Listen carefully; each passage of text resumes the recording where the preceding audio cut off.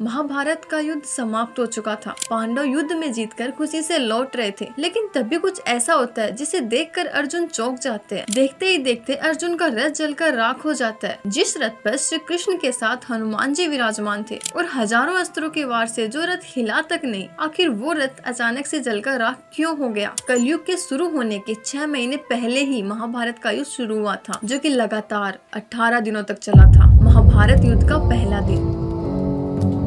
कुरुक्षेत्र के मैदान में एक तरफ जहां श्री कृष्ण की विशाल नारायणी सेना थी, तो वहीं पांडवों के सारथी बने स्वयं श्री कृष्ण थे, जिन्होंने युद्ध न करने की प्रतिज्ञा ले रखी थी। सभी लोगों को यही लग रहा था कि अगर श्री कृष्ण युद्ध नहीं लड़ेंगे तो पांडव युद्ध नहीं जीत पाएंगे, और हो भी ऐसा ही रहा था, क्योंकि पहले ही दिन भीष्म पितामह ने नारायणी सेना के साथ मिलकर पांडवों के कई योद्धाओं को मार दिया था। लेकिन दूसरा दिन इससे भी ज्यादा भयानक था। द्रोणाचार्य ने धृष्टद्युम्न को कई बार हरा दिया था। वहीं भीष्म ने भी अर्जुन और श्री कृष्ण पर आक्रमण करके उन्हें भी घायल कर दिया। एक पल के लिए तो ऐसा लगा मानो पांडव युद्ध जीत ही नहीं पाएंगे, लेकिन तभी भीम ने अपनी शक्ति दिखाई और कौरव सेना में हाहाकार मचा दिया। सूर्यास्त होने तक भीम ने कौरवों के कई सैनिकों को मार दिया था, लेकिन अब भी अर्जुन भीष्म पितामह से युद्ध नहीं कर पा रहे थे। तीसरे दिन सूरज उगते ही घटोत्कच और भीम कौरव सेना पर टूट पड़ते हैं। उनका हमला इतना जबरदस्त था कि कौरव सेना को पीछे हटना पड़ता है। तभी भीष्म ने युद्ध को संभालते हुए पांडवों पर ही आक्रमण कर दिया, लेकिन अब भी अर्जुन भीष्म से युद्ध नहीं कर पा रहे थे। लेकिन तभी श्री कृष्ण अपनी प्रतिज्ञा तोड़कर भीष्म को मारने के लिए आगे बढ़ते हैं, और तभी अर्जुन श्री कृष्ण को रोक लेते हैं और यकीन दिलाते हैं कि वो भीष्म को जरूर मारेंगे। चौथे दिन भीम ने युद्ध जीतने के लिए अपनी पूरी शक्ति लगाती थी, और उसे रोकने के लिए दुर्योधन ने अपनी गज सेना भेजी, लेकिन भीम और घटोत्कच ने हाथियों की उस सेना का भी नाश कर दिया। तभी अर्जुन और भीष्म में भी भयंकर युद्ध हुआ। अर्जुन ने अपनी पूरी शक्ति लगा दी थी, लेकिन वो भीष्म को नहीं मार पा रहे थे। युद्ध के इतने दिन बाद आज ही दिखा कि दोनों सेनाओं में असली ताकत क्या थी।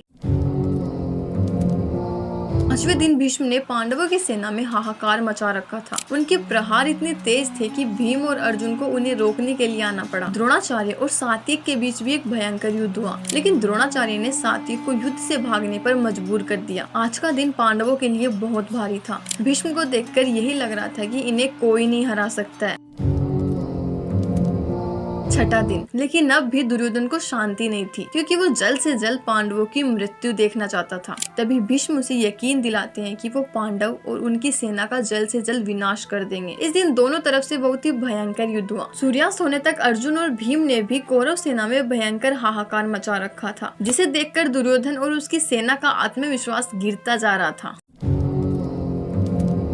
7वें दिन अर्जुन ने अपनी पूरी शक्ति के साथ कौरव सेना पर हमला किया, और वहीं धृष्टद्युम्न ने भी दुर्योधन से युद्ध करके उसे हरा दिया था। दूसरी ओर अर्जुन पुत्र इरावन ने विंद और अनुविंद का भी वध कर दिया था। लेकिन दिन खत्म होने से पहले एक बार फिर भीष्म ने पांडवों पर हमला कर दिया, जो कि पांडवों पर भारी पड़ गया। 8वें दिन भी भीष्म पांडव सेना पर भारी पड़े, लेकिन भीम ने धृतराष्ट्र के 8 पुत्रों का वध करके कुरुक्षेत्र में हाहाकार मचा दिया, क्योंकि राक्षस अम्बलुष ने इरावन का भी वध कर दिया। तभी घटोत्कच ने अपनी माया दिखाते हुए दुर्योधन को भी बहुत परेशान किया। भीष्म के कहने पर भगदत्त ने भीम और घटोत्कच पर हमला कर दिया, लेकिन सूर्यास्त होने से पहले भीम ने धृतराष्ट्र के 9 पुत्रों का वध करके कौरवों को कमजोर बना दिया था, जिसे देखकर 9वें दिन दुर्योधन भीष्म से कर्ण को युद्ध में लाने की बात करते हैं। लेकिन भीष्म दुर्योधन से वादा करते हैं कि वह या तो श्री कृष्ण को शस्त्र उठाने पर मजबूर कर देंगे, या फिर किसी एक पांडव का वध कर देंगे। भीष्म युद्ध में इतने उग्र हो गए कि उन्हें रोकने के लिए श्री कृष्ण को अपनी प्रतिज्ञा तोड़कर शस्त्र उठाना पड़ा। अर्जुन ने किसी तरह श्री कृष्ण को तो रोक लिया, लेकिन भीष्म को अपनी सेना का संहार करने से नहीं रोक पाए, जिसे रोकने के लिए 10वें दिन श्री कृष्ण के कहने पर पांडव भीष्म के पास गए उनकी मृत्यु का उपाय पूछने। भीष्म ने बताया कि वह तभी मरेंगे जब शिखंडी उनके सामने होंगे, क्योंकि शिखंडी के सामने आते ही वो अपने शस्त्रों का त्याग कर देंगे। इसलिए अर्जुन ने शिखंडी को युद्ध में आगे करके भीष्म पर बाणों की वर्षा कर दी, जिससे भीष्म बाणों की सैया पर लेट गए। यह एक ऐसा पल था जिसे युद्ध भूमि में मौजूद किसी भी व्यक्ति ने शायद सोचा भी नहीं था, क्योंकि ये था धर्म और अधर्म के इस युद्ध में एक महान योद्धा का अंत। अब युद्ध एक अलग ही मोड़ पर आ चुका था। 11वें दिन कर्ण भी युद्ध में शामिल हो जाते हैं। कर्ण के कहने पर दुर्योधन द्रोणाचार्य को सेनापति बना देता है। दुर्योधन को अब कुछ भी करके बस अब ये युद्ध जीतना था, इसलिए उसने शकुनी के साथ मिलकर एक योजना बनाई कि अगर हम युधिष्ठिर का अपहरण कर ले तो युद्ध अपने आप ही खत्म हो जाएगा। लेकिन अर्जुन इस योजना को सफल नहीं होने देता है। वही कर्ण भी पांडव सेना में हाहाकार मचा देता है। 12वें दिन शकुनी और दुर्योधन ने अर्जुन को युद्ध से दूर भेज दिया ताकि युधिष्ठिर को बंदी बना सके। वो लोग अपनी इस योजना में सफल हो भी गए थे, लेकिन तभी वहाँ पर समय से अर्जुन आ जाते हैं और युधिष्ठिर को बचा लेते हैं। कर्ण ने पांडवों की सेना को कमजोर तो कर दिया था, लेकिन युधिष्ठिर पर कोई हमला नहीं कर सके। महाभारत का 13वां दिन, जो कि पांडवों के लिए बहुत ही भयानक था।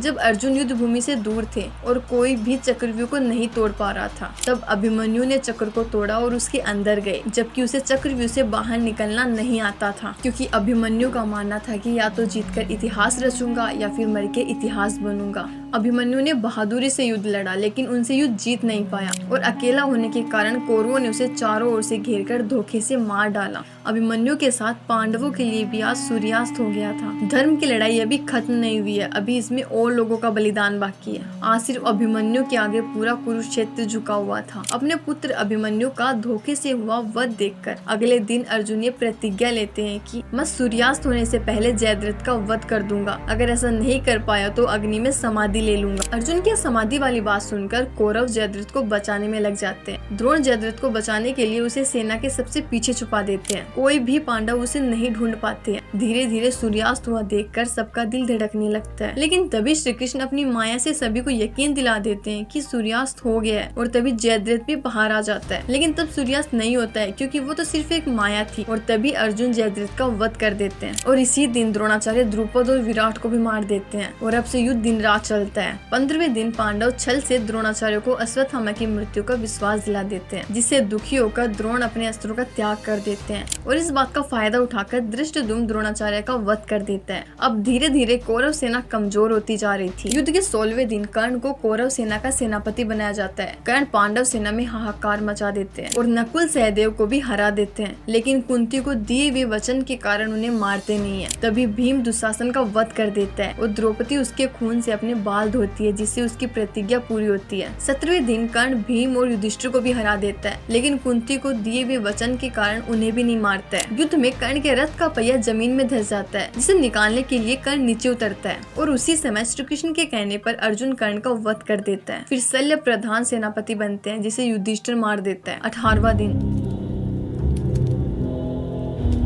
जो कि युद्ध का आखिरी दिन था। अब तक भीम ने दुर्योधन को छोड़कर उसके सभी भाइयों को मार दिया था। भीम ने दुर्योधन के साथ गदा युद्ध में उसकी जंघा पर प्रहार किया, जिससे उसकी मृत्यु हो जाती है और तभी सहदेव शकुनी को भी मार देता है। इस तरह पांडव महाभारत का युद्ध जीत जाते हैं। युद्ध जीतने के बाद अर्जुन श्री कृष्ण से कहते हैं, माधव आप रथ से उतरिए, उसके बाद मैं उतरूंगा। तभी श्री कृष्ण कहते हैं, नहीं अर्जुन, पहले तुम उतरो। भगवान की आज्ञा मानकर अर्जुन रथ से उतर गए, लेकिन श्री कृष्ण के रथ से उतरते शेषनाग रथ को छोड़कर पाताल लोक चले गए और हनुमान जी भी अंतर ध्यान हो गए और इतने में ही अर्जुन के रथ से आग की लपटें निकलने लगी और रथ जलकर राख हो गया। अर्जुन ने आश्चर्यचकित होकर श्री कृष्ण से पूछा कि माधव यह क्या हुआ? श्री कृष्ण बोले, पार्थ, यह रथ तो भीष्म पितामह द्रोणाचार्य कर्ण के दिव्यास्त्रों के वार से बहुत पहले ही जल चुका था। ये तो मेरे और हनुमान जी के आशीर्वाद से अब तक बचा रहा। जब तुम्हारा कार्य पूरा हो चुका है तो मैंने इसे छोड़ दिया, इसलिए यह रथ जल गया और इसका उद्देश्य भी पूरा हो गया। और ये कथा है उस द्रौपदी की जिसे अपमान और बदले की अग्नि में जलने को विवश कर दिया था। महाभारत का युद्ध सिर्फ एक जीत या हार की कहानी नहीं थी, यह धर्म, न्याय और सत्य की वो लड़ाई थी जिसे देखने के लिए स्वर्ग लोक से देवता भी धरती पर आ गए थे। हर दिन का युद्ध सिर्फ एक संघर्ष नहीं था, बल्कि इतिहास में दर्ज एक ऐसी गाथा थी जिसे अनंत काल तक याद रखा जाएगा। और अर्जुन के रथ का जलना इस बात का प्रतीक था कि हर संघर्ष का अंत जरूर होता है, चाहे वो कितना भी महान क्यों ना हो।